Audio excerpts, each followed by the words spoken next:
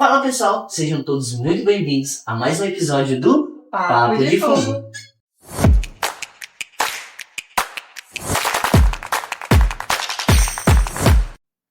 Para quem não me conhece, meu nome é Caio Dourado Barbosa. Eu sou um dos apresentadores aqui do podcast e hoje, juntamente com também a apresentadora Luísa Farias da Silva, nós temos aqui uma convidada muito especial. Nada mais do que a professora Cristina Maria de Souza Mota, a babilônica aqui da URM, da UFPA. Ela que é bióloga, doutora em ciências biológicas, professora aqui da UFPE, curadora da lendária biblioteca da URM e uma das maiores especialistas em taxonomia e biotecnologia de fundo, né? Muita coisa, viu? Estamos aqui com uma pessoa incrível. E professora, você tem uma trajetória enorme na biologia, não é mesmo? Em que momento da vida você percebeu que os fungos seriam não apenas um objeto de estudo, mas uma forma de vida, né? É como se fosse a sua segunda casa. Conta pra gente um pouquinho sobre essa sua trajetória até escolher esse mundo dos fungos. Olá pessoal, bafona aqui faz tempo. Então, eu inicialmente eu estava fazendo estágio no Instituto de Tecnologia de Pernambuco com bactérias. Produção de concolina em bactéria, produção de um aminoácido. Então surgiu um projeto de fermentação da cana-de-açúcar com a produção de proteína com leveduras. E aí eu disse, opa, eu quero me encaixar aí, hein? Então foi aí que eu terminei o projeto com bactérias e me inseri no projeto de fungo. Então não largou. Estava na graduação aí. Então, depois, quando terminei a graduação, eu fui procurar um curso de especialização em fungos. Que aí foi quando eu conheci o departamento de micologia. E aí comecei a fazer o curso de especialização, né? Já tinha terminado a graduação. E fiz e pronto. Daí, então, não larguei mais os fungos. Trabalhei com leveduras, com fungos filamentosos. Hoje em dia, faço de tudo. Até propaganda, né? Como você viu aí, tem que colocar os fungos na mídia. E, professora, um dos nossos propósitos de podcast é levar a informação até para as pessoas de fora da academia mesmo, né? Sobre os fungos. E aí, a gente queria pedir para a senhora explicar, para uma criança, sem esses termos mais técnicos, o pessoal que está ouvindo, o que seriam esses fungos e a importância deles. Então, criançada, sabe o que são os fungos?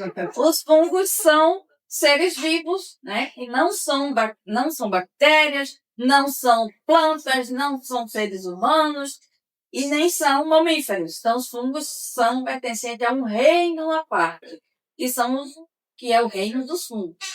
E esse reino, tem as características principais de não produzir seu próprio alimento. Ele tem que buscar os alimentos onde vivem.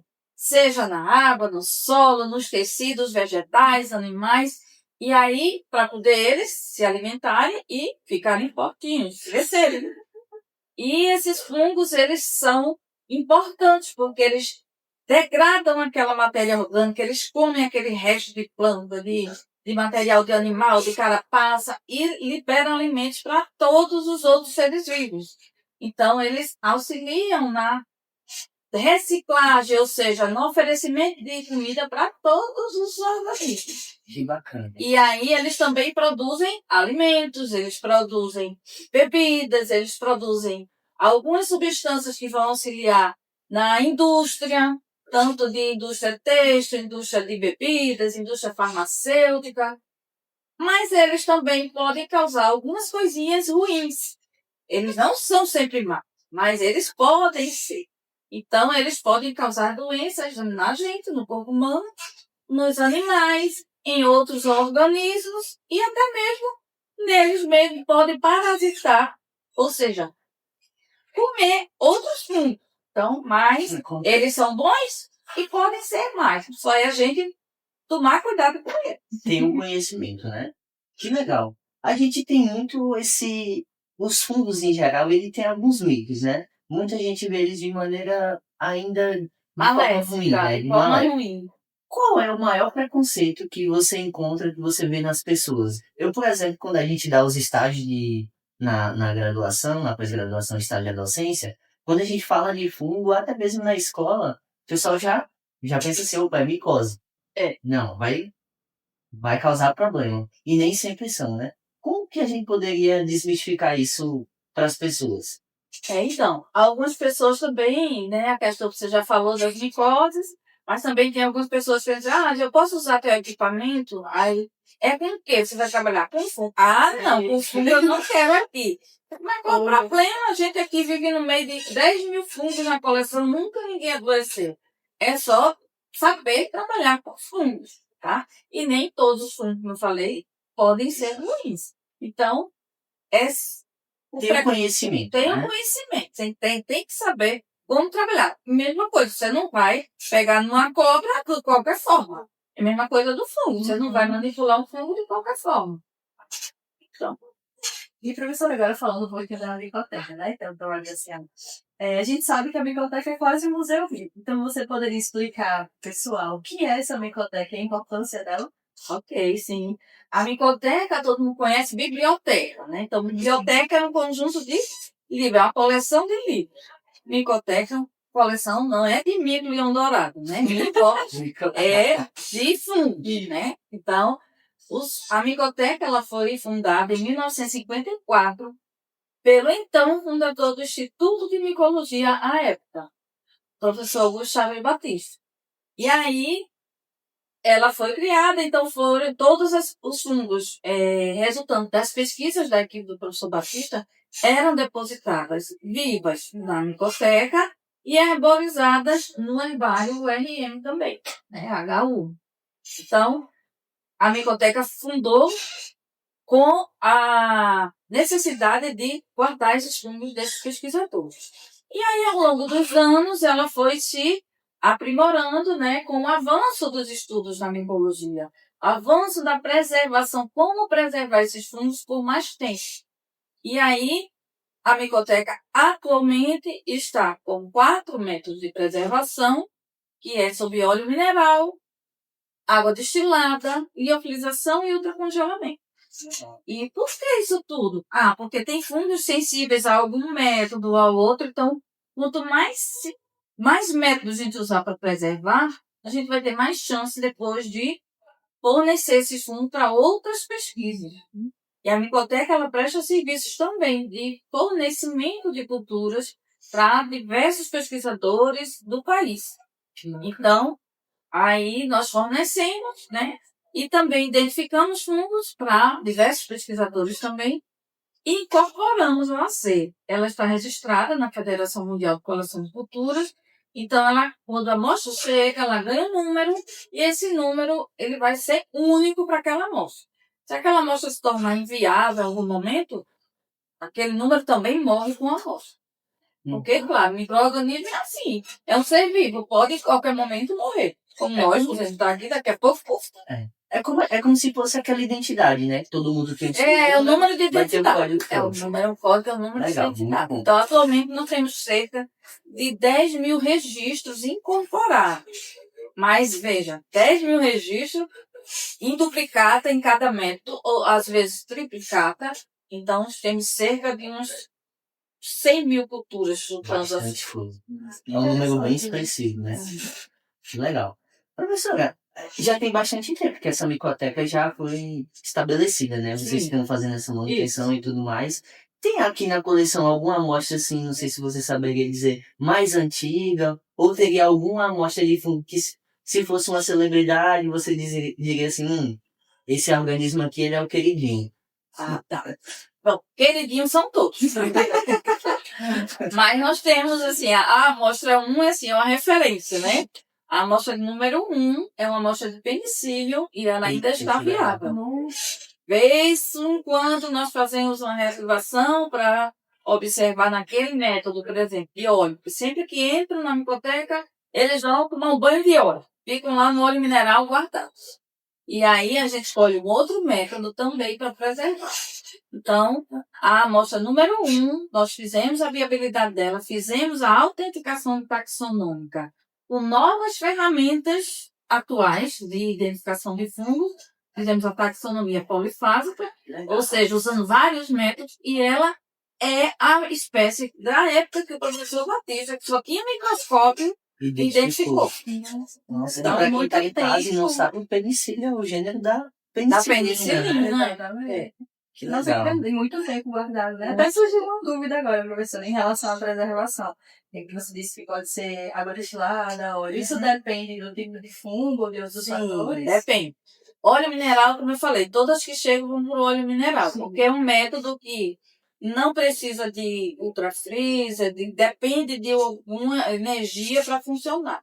Claro que ele não é o mais indicado para preservar por muitos anos. Alguns fungos, eles se tornam inviáveis ou tem muita mutação, e aí eles mudam o comportamento de como eles eram. Mas é um método que a gente garante que não vai morrer muito por causa de uma queda de energia ultrafísica e mais descongela tudo. Então, depois que colocamos em óleo, assim, se esfolar bastante, por exemplo, aspergilos, um penicílio, então a gente vai e liofiliza, ou seja, é o método que usa a desidratação da amostra.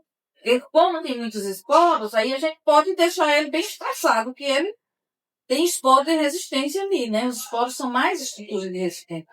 Então, ele seca. Aí a gente escolhe. Mas se for um fungo que só tem a parte somática, ou seja, não tem esporo, só tem a hifa, então aí a gente escolhe a água destilada, que é um método menos agressivo, para ele que não precisa de congelamento, já que a hifa é mais sensível às mudanças do que os esporos. Interessante. E são muitas amostras, muito trabalho, né? Dessa vez.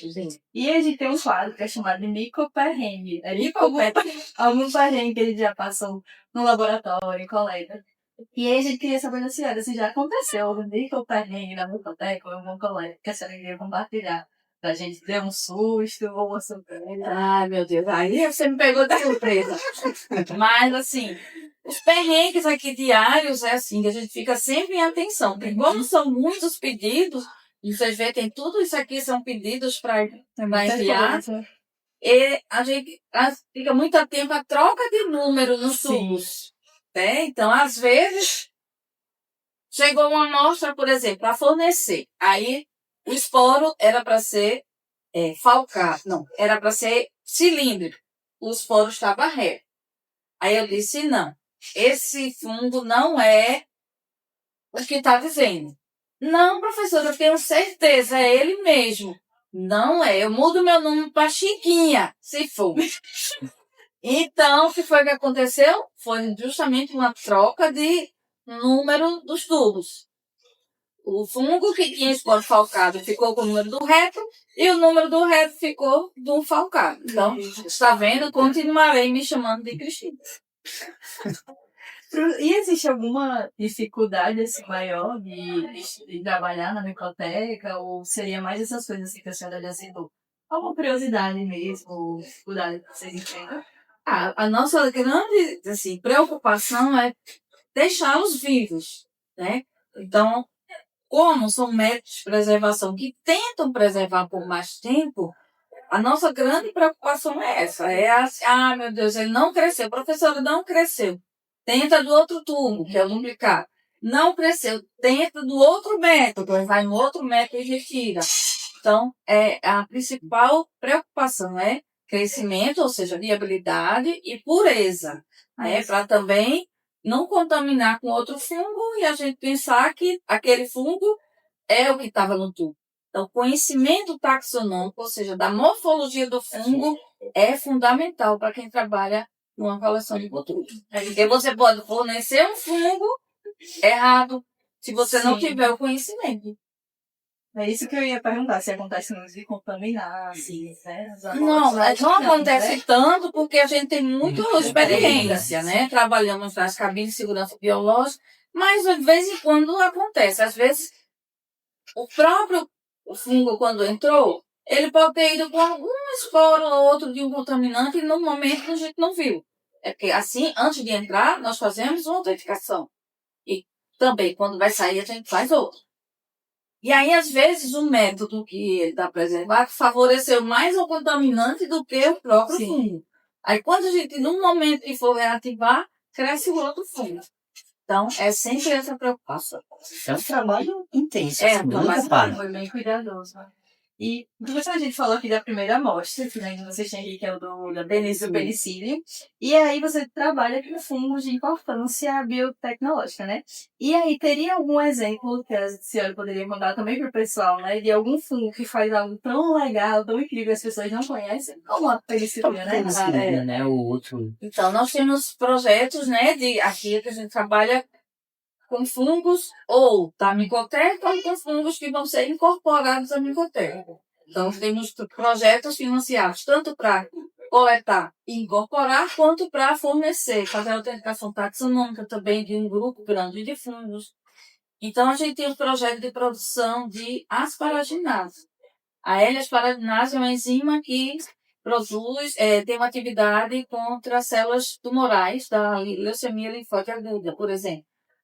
E aí a gente caracteriza alguns fungos quanto à produção de L-asparaginase. E muitos fungos de ambiente extremo, como agora os projetos de muitos fungos de caverna, né, que são um ambiente mais extremo, né, para os fungos, eles estão ali mais para é um ambiente extremófilo, porque eles tentam sobreviver naquele ambiente que não tem tanto recurso variável de alimentos.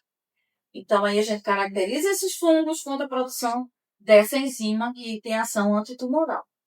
Também outros de inulinase, que é uma enzima que degrada a inulina em um xarope rico em frutose, que é bom para ser usado para quem tem problema de diabetes, né, que não pode comer. Então, o xarope de frutose ele é bem mais saudável do que outros açúcares. Legal, tá vendo a importância dos fungos, viu, pessoal? Não é só organismos maus, tem as partes boas também. Temos também de controle biológico, ou Controle seja, biológico. controlam pragas na agricultura. São aqueles fungos produtores de quitinase, que vão degradar a quitina da carapaça dos insetos e tornam algumas pragas aí, né, pragas na agricultura. Que interessante. Professora, com todos esses benefícios dos fungos, são decompositores, importância ambiental, produzem medicamentos. Imagine se todos esses fungos desaparecessem. Teria como a gente sobreviver? Não. Os fungos são vida para nós e para eles também, para os organismos, né, da Terra.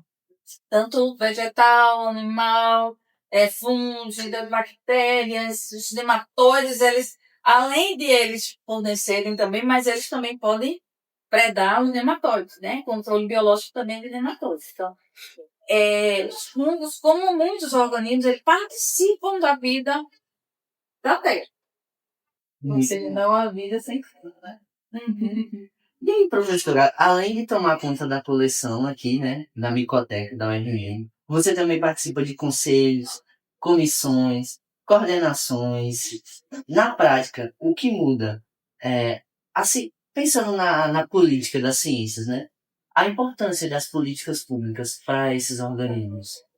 Então, é o que a gente sempre busca, né? Nos projetos, agora a gente está tentando salve a funga, né?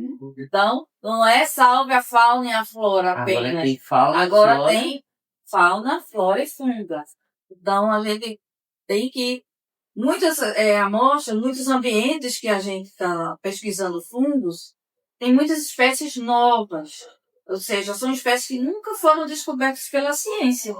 Então, se aquele ambiente for degradado, essa espécie nunca vai ser reconhecida, vai morrer sem reconhecer. Então, a importância de conservação dos ambientes, né, do meio ambiente em si, de qualquer que seja o ambiente, para poder conservar também esses seres tão importantes para a humanidade. Inclusive o trabalho de base também, o taxonômico, né? Então, De reconhecer para poder saber o que de bom essa espécie faz. justamente, porque tem os macrofungos que a gente consegue ver numa floresta ou num passeio que a gente vai ver os macrofungos. Mas e os microscópicos, ou seja, os fungos que não dá para ver o olho nu, estão ali participando daquele ecossistema e você não sabe. Então, tem que saber que mesmo sem ver, ali tem coisa importante. Heloísa, por exemplo, trabalha com fungos microscópicos, né? aquáticos, E fumiceitos aquáticos. Pois é. Muita gente Nem sabe que existe, né? E aí é importante isso que a professora Cristina falou, que inclusive no nosso episódio, né, anterior, a gente falou sobre um artigo de conservação dos fungos, onde isso começou a ser implementado atualmente, né? Antes os fundos eles não eram inclusos nessas listas de conservação, de extinção. Temos até uma lei, né, no ano Isso. passado, E é o aí artigo do agora Drexler. isso está sendo implementado e é bem importante, né? Para esses organismos que são, por vezes, negligenciados e eles estão começando a aparecer mais. E você sabe onde o Drexler fez a pós-graduação dele? Não tô sabendo. Aqui no Oh, departamento de olha aí. micologia. Aqui, A teve aula com você. Não, na época eu ainda era aluna, professora do mestrado apenas, né? E ele foi orientando da curadora anterior a mim, a professora Maria Auxiliadora Queiroz Cavalcante. Era a curadora da biblioteca. Então, legal. a gente sempre estava com o Drexler na biblioteca. Nossa, o episódio que eu Não, mais também. a UFPE só tem uma boa geração de tecnologia. Tem muitos pesquisadores que estão hoje, né, em diversas instituições do Brasil que se formaram na pós-graduação aqui no departamento. E, professor, qual é o maior desafio hoje de manter essas coleções de cultura, né, a biblioteca no Brasil? E o que é que a sociedade perde quando não tem o apoio, né, dessas bibliotecas? Então, a gente sempre, o nosso calo são recursos financeiros e recursos humanos, né? E muitas coleções aqui nós já somos reconhecidas pela instituição, né, institucionalmente, e temos projetos aprovados vindo direto da Pró-Reitoria de Pesquisa para cá. Mas não é muito, porque também a universidade não recebe tanto recurso para distribuir uma universidade inteira. Então, a gente tem que buscar recursos fora em projetos. Então, esse é um grande desafio. É ter verba para manutenção dessas coleções. E essas coleções são um banco de recursos biológicos do país. Então, é um setor que deve ter muito apoio, deve ser visto pelo governo e ser apoiado diretamente pelo governo. Então, sem elas, a gente perde o conhecimento da biodiversidade, da funga. Por quê? Uma amostra que foi descoberta, ela tem que ser depositada em uma coleção de referência. Então, não havendo condições, essa amostra pode ser depositada, mas pode não ser mantida por muito tempo. E aí se perde aquele tipo, né, aquela espécie que foi descrita. Então, e muitos pesquisadores, como eu já falei, usam o serviço dessas coleções, depositam seus fundos nessas coleções. Então, são importantes, um importante setor da ciência que deve ser valorizado. Agora um momento um pouco mais descontraído, professor. Sim. Se existisse um reality show chamado Big Fundo Brasil, Big Fundo Brasil. Qual seria assim, a espécie mais polêmica? A espécie mais polêmica, aquela problemática que às vezes não cresce, não esporula, era coletótipo. Estou até com uma ali no microscópio. Coletótipo é aquele fungo. Eu não quero esporular, não quero dizer quem eu sou. Agora, os mais amostrados, aspergilos, penicilos, Esse seria o mais queridinho, né? as leveduras, para dizer que levedura é levedura, a gente diz que é levedura. Agora, o nome do gênero, a gente tem que fazer outros testes, porque só por morfologia realmente não dá. Tem que ter outras técnicas. E aquele que fica assim no meio termo, como se fosse a planta da casa, na micoteca? A Fica planta ali, tanto faz. também faz. É complicado, porque todos têm uma grande importância, né? Mas assim, aquele que fica ali, tá, tudo bem, eu vou. Tá, eu tô em todo canto, feito bolacha, em todo canto se acha, é o cladosporo. Então tá aí, o Big Fundo Brasil. E, professora, agora falando um pouquinho mais da orientação, né, dos alunos. Você já orientou vários estudantes, né, de vários níveis. Teve algum momento que foi mais marcante nessa orientação? Teve alguma dificuldade, surpresa? Ah, sim. Os momentos, né, são mais marcantes quando a gente vê aqueles alunos se destacarem em seus desejos, né, suas evoluções, né. Então, eu tenho alunos que estão já aprovados em curso público e em outras universidades, assim. Esses são momentos marcantes profundos. Que se tornaram colegas, né? Hoje são colegas e hoje fazem parte de equipe.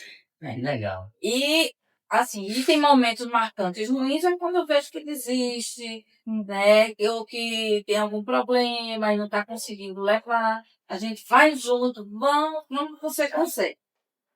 E, professor, o que te motiva a continuar? mesmo diante de todas essas dificuldades na ciência aqui no Brasil? É o amor pelo fungo. Então, Né? meu marido diz, ai, falou de fungo, ela já fica feia. Agora mesmo era para voltar de uma testada quinta-feira. Não, já dá para eu ir. Já dá para eu ir. Não consegue ficar parado. Não Bom que veio consigo. também entrevistar com a gente, né? Senão, E professora, tem alguma área da micologia que você assim, aposta que vai crescer muito nesses próximos 10 anos?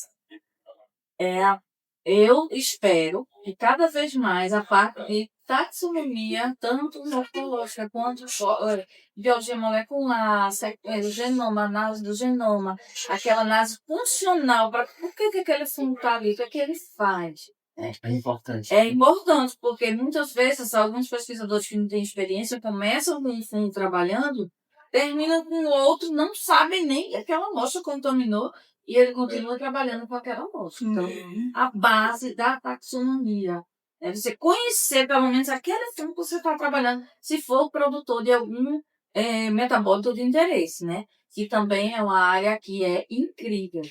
Tem muito a ser descoberto ainda, a capacidade que esses fungos têm de produzir algo de importante para a humanidade. Muito legal.